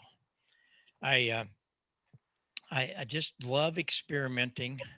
I love doing things that help you. That's always a goodie. But I listen to you all the time. And one of the things that we have to think about is that Heil Sound for 35 years has been the number one headset through all the years. But I'd been noticing some of them have been trying to do the David Clark knockoff, but these were people that didn't know much about audio. And so I said, you know what? It's time. And so I came up with the headset, the Pro 7. There's nothing like it. And what I mean by that is the fact that we're doing things that's never been done in headsets before. And as you can well imagine, if you read some of the magazines, all the DXpeditions have discovered the Pro 7. The Pro 7 is a very special piece. First of all, it has a balance control. So we can go left to right if you have a little hard of hearing problem. It'll move left or right, has interchangeable elements because you need a special element for ICOM sometimes. But it has what we call the HC7, which is, remember the old HC5s and 4s? This is the new version, the HC7. It's pretty much like all of those. I also have a little jack in here that you can plug another headset into it for a logger or for just a listener. Plug her in there and away you go. But then comes the biggie. We're the only manufacturer on the planet for about good 12 years or more that have phase reversal in the headset. Why would you want to do that? Ha ha ha. I was very lucky. I didn't get into that during this, but we were in the home theater business for a long time. And one of the things that I did is that because of our involvement, I mean, we were pretty major in that market when I was doing other things in ham radio. Uh, we we would go out to Skywalker Ranch. They would hire me to come out and teach some of the subjects. Well, Skywalker, of course, is something very, very special. And I learned there about phasing in speakers and how important it was. You probably don't think about this, but you have a DVD or you have uh, any kind of VCR. I still use VCRs. Any kind of thing like that. You have two outputs. You have a left and a right, right? How do you get 4 channels out of that? Huh? I couldn't figure that out really until I worked there. They had a big orchestra, 2 microphones, and it's stereo, okay?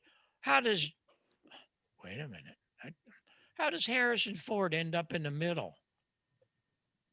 They take him in a separate booth, out of phase.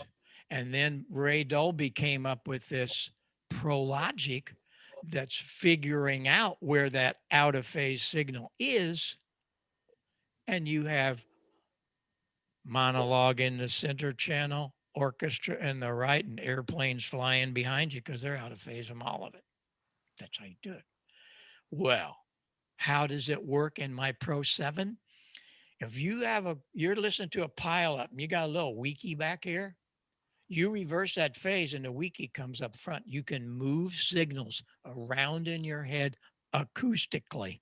It is the most fascinating thing.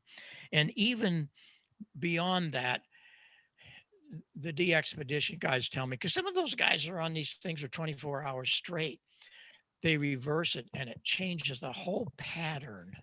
And the listener fatigue reduces, just changing that pattern. It's wonderful. And if you've never, ever experienced this, you need to do that. They're not expensive. All of these features. One thing I read EHAM just about every day. Every once in a while, I see guys, oh, that darn Heil headset is so uncomfortable. He didn't read the instructions. All of our headsets have a steel band in here underneath the pad. Bend it, shape it to your head. You got a pinhead like me, that's how you do that. You're not going to break it. And so we do all these wonderful things. But then the biggie is the element itself. I'll turn this off. And we'll bring this guy up. This guy is really, really something. He gives us so much more articulation, and they love it because it's the old HC7, the old HC5 in what we call the HC7. So you see the pictures, you see all of the de-expeditions, and you know what they're using. So we're continuing trying to help everybody. I get a lot of people asking me about handy talkies. I'm not much of a handy talkie user, but I know that all of their microphones are junk. They're Chinese garbage. Well, we fixed it, and we fixed it in a big way. Got push to talk on the in line. Wonderful.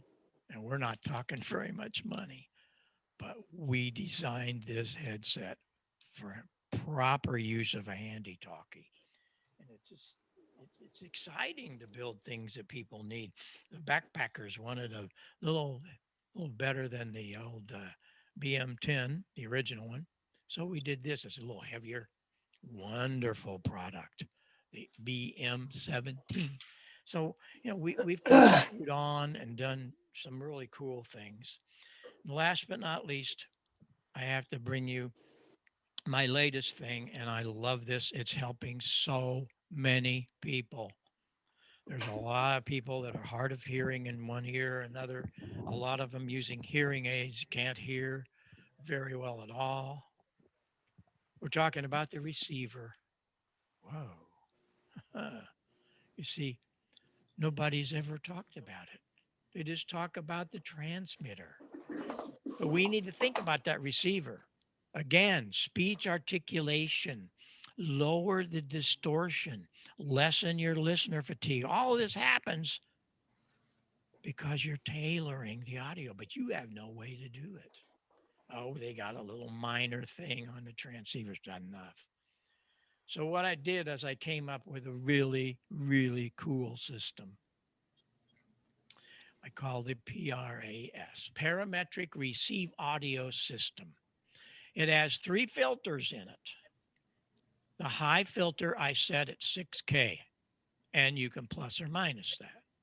The low filter I set at 160 hertz, and you can plus or minus that. But the all important one is parametric. You set the gain control, usually about 3 o'clock, 4 o'clock. But then you have this magic control that goes from 400 all the way to 4K.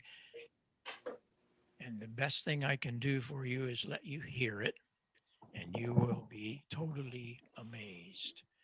And we'll bring this up so you can see it closer. And it doesn't cost very much. That's the other thing. Like the old junk said, I spill more than that. I have some recordings that I made from it because it has a record jack out. And you don't need Y cords and all that. You just take that and plug it right into your computer. I use Audacity, and you have very clean, undistorted audio. Has 2 headphone outs, one for the logger, one for the operator. But you also, and this is where it's getting its big play, left side, right side. You can balance that up, and you're in good shape. What we're going to do, I'm going to set all of this flat, the way you hear the signals. And I will bring up my gain over here. And here we go. EIATLB calling about. For Sierra, Germany. Hope I have it right. Very good day to you from Ireland. Name is Lima, India, Alpha Mike, over. Hello, CQ, 20, CQ 20 meters. Echo, India, 8, Bravo, Lima, Bravo. EIATLB calling about. Here are a couple of usual single sideband signals that are mushy and bassy, difficult to understand. But you can add some speech articulation just by adding some 2.5 mid-range.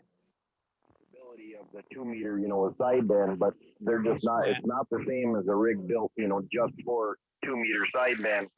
The receivers will never compare. So it's kind of nice that, again, I got knowledge. They were nice enough in my county, which was the worst, by the way, paid in the area. They gave me 5 years seniority, but I was basically starting it. And so there is no question about how well this works. And we all need it. We really do. The speaker that I've done is totally amazing. The speaker has a Paul Clips written all over it. It's a 5-inch speaker in a tuned cavity, 3.5-inch tweeter, but it's balanced line in. It comes out of the equalizer balanced line. It is really a wonderful. So happy that, again. Hello, CQ 20 meters. Echo, India, 8, Bravo, Lima, Bravo. EIATLB calling about. 4 Sierra, Germany. Hope I have it right. Very good day to you from Ireland. Name is Liam, running India Alpha Mike, over. And I don't think we have to talk further. I mean, it's a sensational new product, and I'm really, really thrilled to be able to bring you this technology because nobody else is. Oh, there's a couple of winky dinky things out there, but no, no, no, no, no, no. We're talking about articulation. So important. As you've learned today, articulation is golden. And the last thing I want to point to you is I work with these companies and I'm always complaining about their connectors and their wire because they're terrible. You know that. Well, maybe you don't.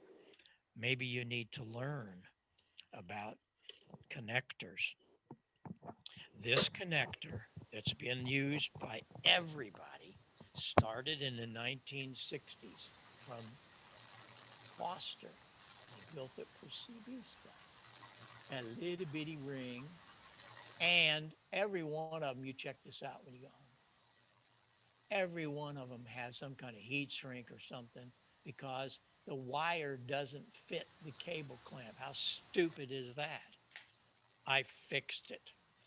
Went to Foster, got the okay to redo their wonderful little plug. It has about a half-inch ring, so you don't need needle noses to put it in a recessed socket. The cable clamp matches our speaker line and our for push to talk. It's really great. The cable's wonderful. And when you clamp down on this, we've designed a clamp and the wire so they really mean something. You can tow your car with that thing. The little cable coming out of there is push to talk. But I had to do wire. I hate the wire. It's all 24 gauge junk.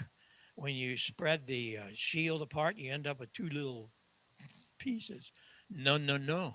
This is 100% braid, like the old stuff was. See, that's my problem. I came into this hobby 65 years ago, and things were really good, and then they got really crappy. Well, this wire is sensational. It's silver. It solders easy. It comes very nice apart. But the wire's 18 gauge, and there are two of them, so it's balanced line. The microphone cable you have, they also put the push to talk in there. How stupid is that? Because you got DC and AC running together. Just a nice case for RFI. I have fixed so many RFI problems just by changing the cable. But it's all 18 gauge. And there's a little secret. They never talk about it. But I do because I want you to know it. Almost all of the new transceivers, ICOM and Yaesu especially. I wonder why that is. They have balanced inputs, but they don't talk about it. You have to know how to secretly wire it. That's all. And you have to use a balanced line microphone of ours. And you'll take away a lot of problems with RFI and everything else. But this wire is fantastic. We see thousands of feet of this sold every month to broadcasters and other people in other industries because there's nothing like it. And it really is great. All of this 65 years, I ended up in the Rock and Roll Hall of Fame. We're the only company in the Hall of Fame. They're all full of instruments and artists, of course, as it should be. But then one of the curators said, you know what? These guys would never be anywhere if they didn't have anybody to do their sound. And of course, we were the ones because we've done so many innovative things. And then a few years ago, I received a PhD from Mizzou, an honorary PhD. Wow. For a kid that barely made it through high school because I was too busy with my career from a sophomore on. But that's pretty much some of it. I hope that you've learned something. I hope it's of good to you. I know it's long, but let's come back again and dive into one subject because I can spend an hour on just about every one of them. And that's what's happening now. A lot of guys are having me come back and we really dive into something seriously. Any questions that we can go through? I bet there are. Don't be shy. Love to help you. Utterly fantastic presentation. Well, thank you. I appreciate that. I agree. I appreciate I that. thank you very much for your time. Okay, that's what I do. I just hate it that people are not really paying attention to what's going on. I mean, people meaning manufacturers. They're not helping us. So all the information is out there. Bob, Yes. you should encourage the listeners to use earphones instead of the little speakers on the laptop. I use earphones and I could hear exactly what you were demonstrating. Well, I thank you for that. However, wait till you hear this. Oh my goodness. It is amazing. And I agree, headphones are wonderful, but a lot of people don't want to be tethered, and they don't have to be with this PIRS. There's nothing like it. I know you expect me to tell you that, but it's true. And you just heard the demonstration. There's nothing like this parametric receive system. The speaker alone is amazing. But I do agree. In fact, what we did, let me find him here. Bob Workman, who is Charlie Daniels, or was Charlie Daniels. God, I miss Charlie so much. We were really good friends. His whole crew. His sound man, oh gosh, I don't know, maybe 10 years ago, said, you need to build me a headset. He was using Sony and Yamaha and all that. He said, build me a headphone. And boy, did I. This thing is amazing. And it's just a headphone. And there's nothing like it. It's got phase reversal in it. You can adjust it to fit your head. And the speakers are wonderful in it because every headphone I hear, they don't even come close. So if you are using headphones, I got news for you. There's a new sheriff in town. This is the baby. So you want to check it out. But thank you for that because you are certainly right. So Bob, I got a quick question. go ahead. I got a quick question for you, Bob, about the GM5. Hope you remember that one. I do. All of the descriptions I see in the advertisements say that it's great for ICOM radios. So my question is that a microphone that I wouldn't be able to use, say, with a Yaesu or a Kenwood? Oh, wait a minute. No, not the GM5. The GM5 doesn't work well on ICOM. It'll work, but you really have to do some certain things. ICOM, since day one, back in the 60s, when they started, have very low microphone gain preamps. Right.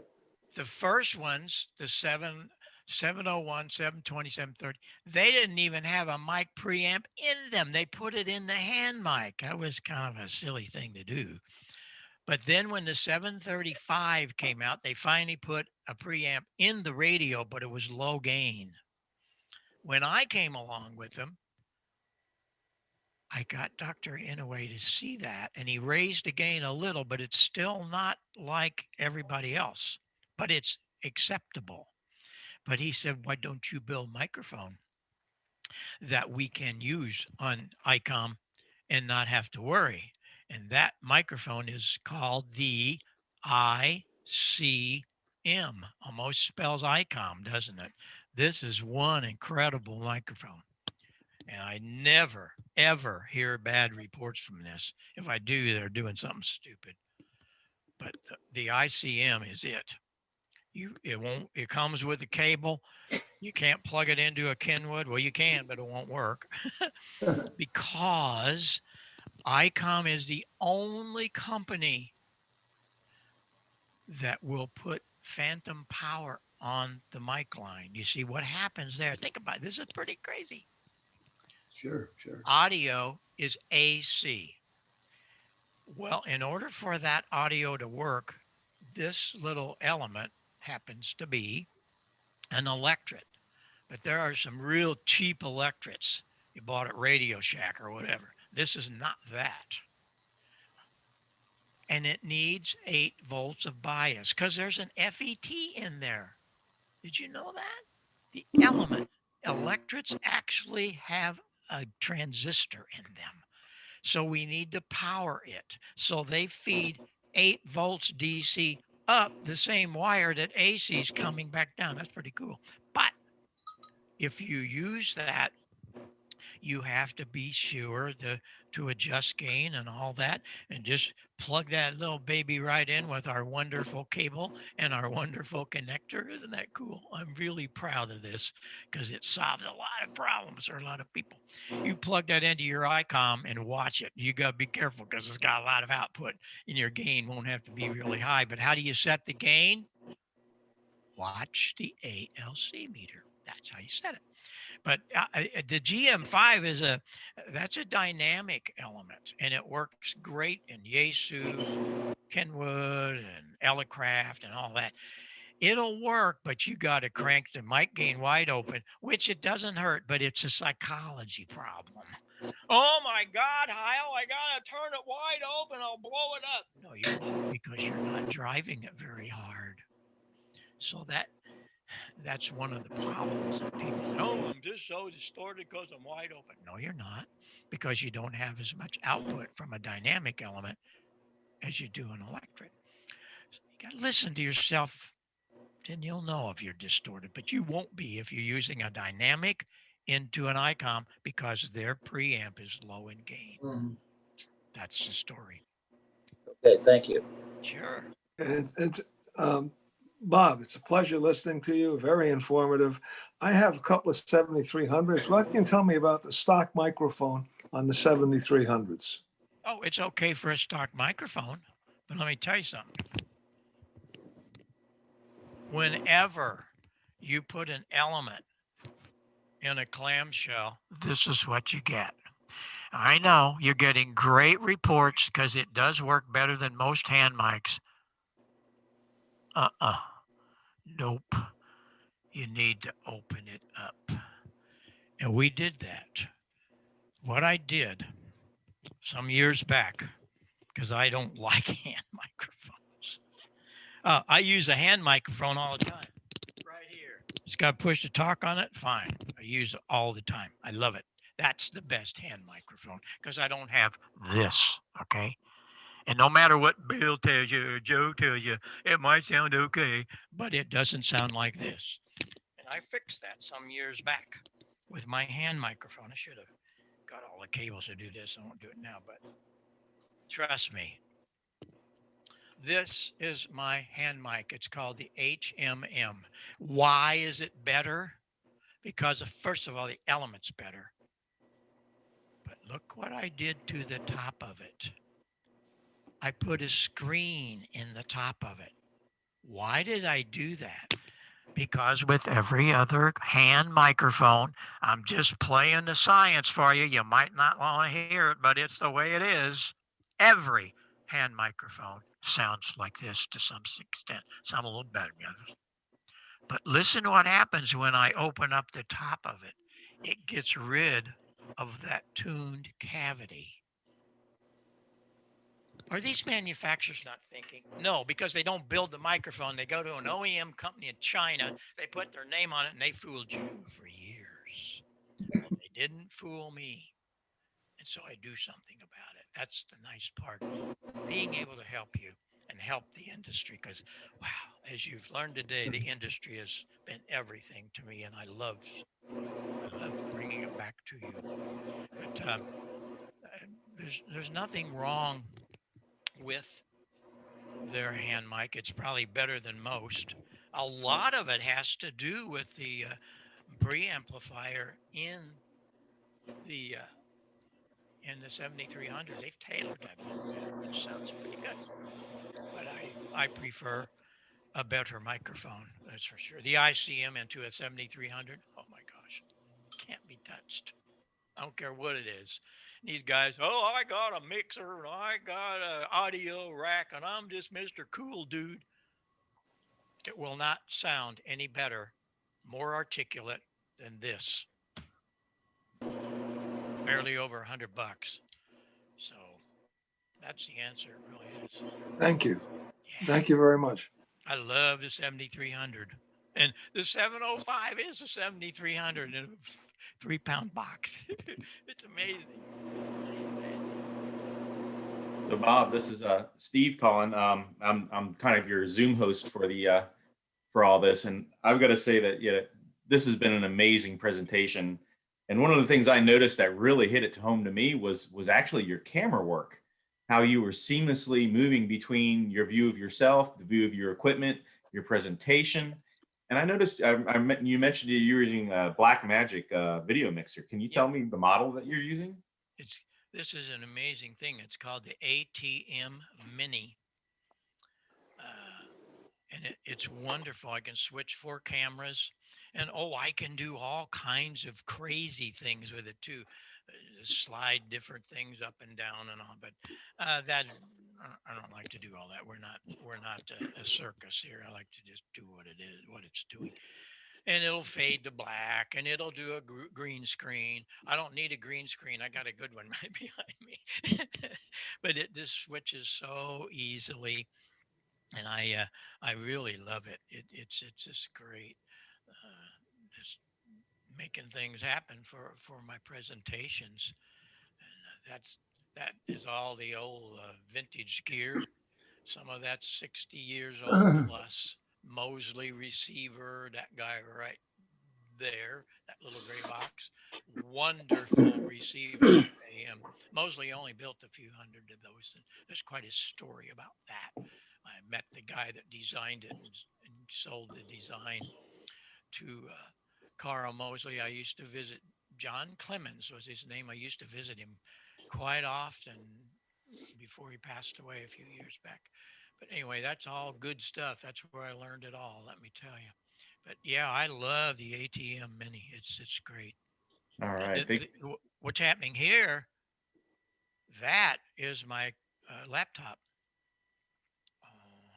Let me go over here. And so I can have whatever I want on that laptop and bring it over to here. Well, I put my PowerPoint on it.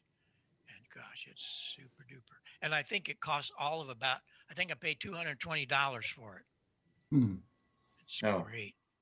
B&H That's great to know.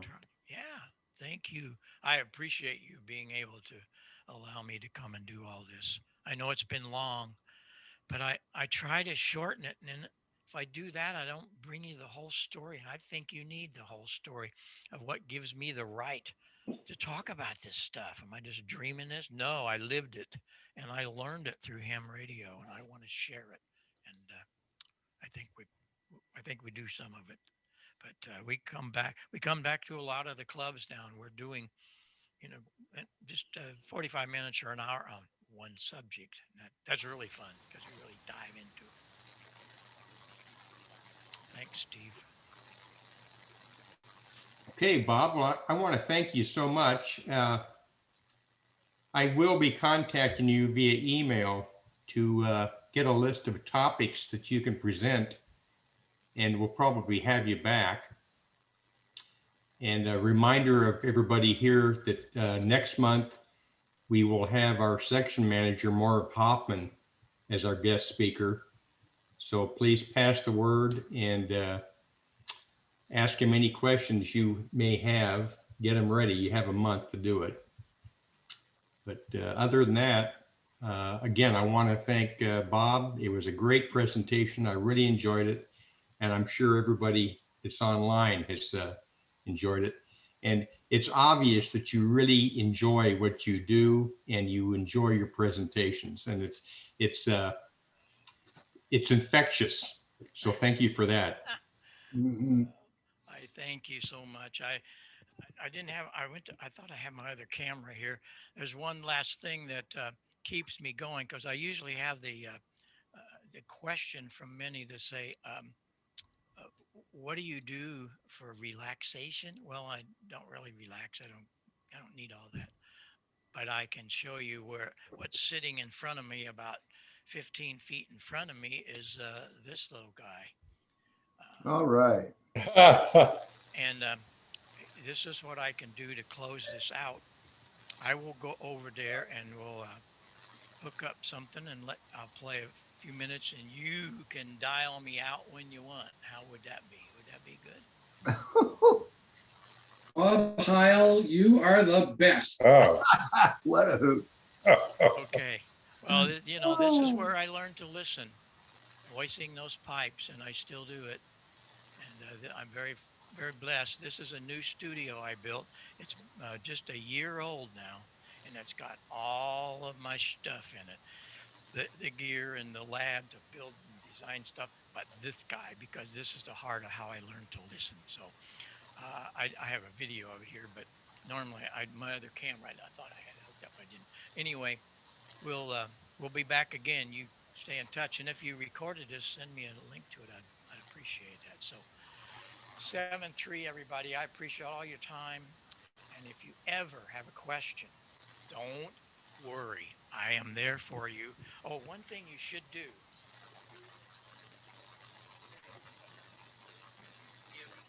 If you don't have this, get it. I compiled it. I didn't write it. These are all notes of 60 and 70 years and older. You just don't get to read stuff like this because the books today are a joke. And of course, it's got a lot on the audio stuff from the Bell Lab stuff.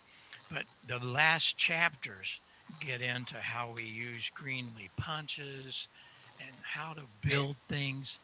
And it's stuff, that's how I learned all this stuff. But man, the books you read today, you got to be a third-degree engineer to understand them. Here's a kid that only made it through maybe sophomore high school. I got a diploma, but barely.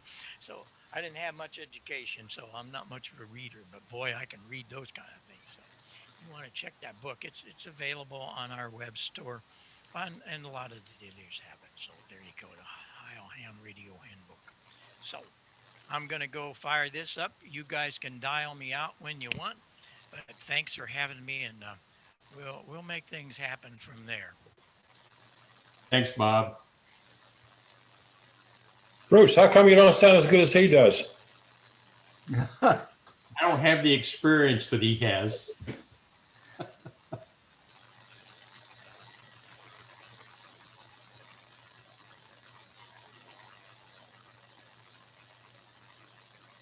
I don't hear him.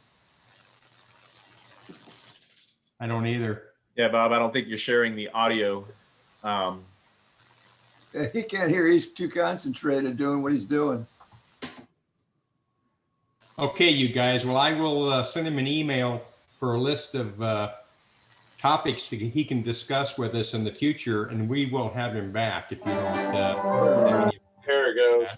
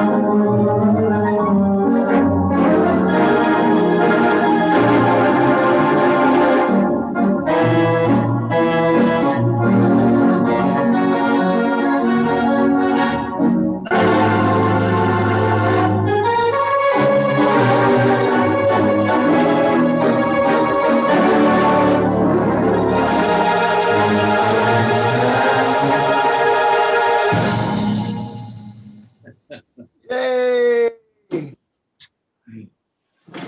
That's amazing. Fabulous, fabulous. You got my thumb up. What a great presentation. Wow. Yes. It was fabulous. Thank you very much. Thank you. Hey, Yes, Ed, I yes, don't yes. see you. Did you leave your video off on purpose? Oh, I can put it on here. I just want to see my buddy Ed. I haven't seen him forever. How you doing? Oh, great, great. And now what I'm trying to say is anybody listening with a laptop missed most of the demonstration. It is really great what he was producing. I'm sitting here using some Altec Lansing speakers and a heavy woofer, so I got most of it. Oh, good, good, good. Now, one thing the other guys in this group have not, they don't know that you and I were talking on Thursday night on 6 meters, and I should have talked to that point. I forgot all about it when Bob was on, because there's still life on 6. So you should not have turned it off, and it goes well beyond. It goes well beyond FTA, even though Dick may not totally agree with me. We're finding some good stuff, and sideband is back. And I tell you what, when 6 is open, it's like the guy sitting in your front room. He's right next to you. The signals are so strong and so vibrant and clear. When you're having a conversation